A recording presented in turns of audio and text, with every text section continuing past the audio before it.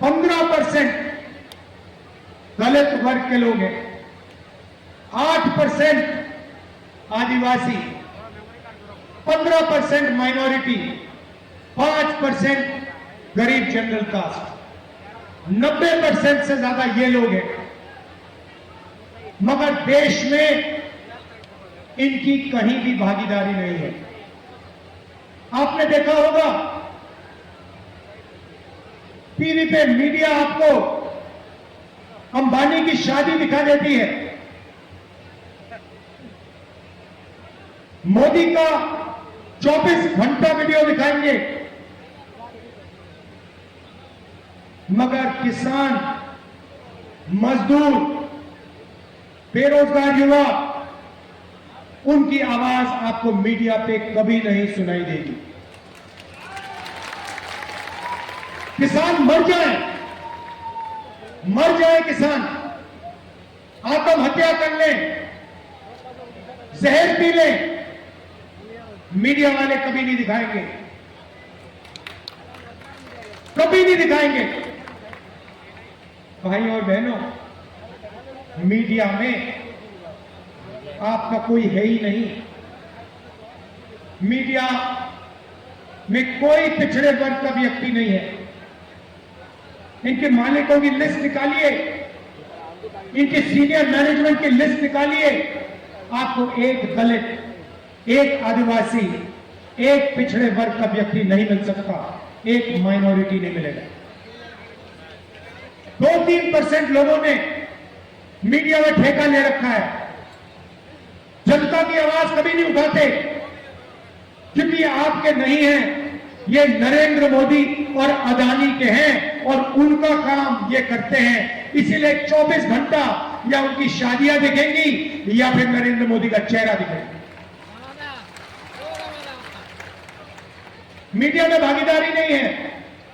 हिंदुस्तान के सारी की सारी बड़ी कंपनियों की लिस्ट निकालो, मालिकों की लिस्ट निकालो, टाटा, बिरला, अदानी, अंबानी, इनकी लिस्ट निकालो, इनकी सीनियर मैनेजमेंट की लिस्ट निकालो, आपको एक पिछड़े वर्ग का व्यक्ति नहीं मिलेगा, एक दलित नहीं मिलेगा, एक आदिवासी नहीं मिलेगा। हिंदुस्तान के गरीब लोगों को, पिछड़ों को, दलितों को, आदिवासियों को, माइनॉरिटीज को, किसानों को, मजदूरों को जो भी दिया है, इसने दिया है।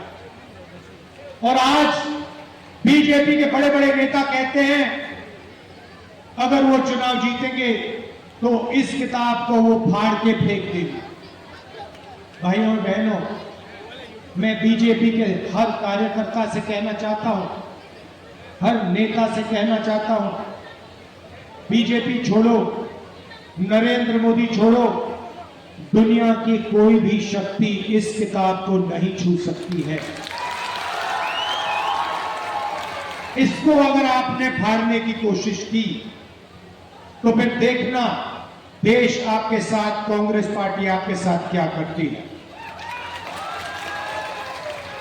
भाइयों और बहनों, बीजेपी के बड़े बड़े नेताओं ने बयान दिया कि अगर हम जीतेंगे हम रिजर्वेशन को खत्म कर देंगे। जो अंबेडकर जी ने, गांधी जी ने, जवाहरलाल नेहरू जी ने दलितों को, आदिवासियों को, पिछड़ों को रिजर्वेशन का औजार दिया था, हथियार दिया था, उस हथियार को, उस औजार को भी ये छीनना चाहते हैं।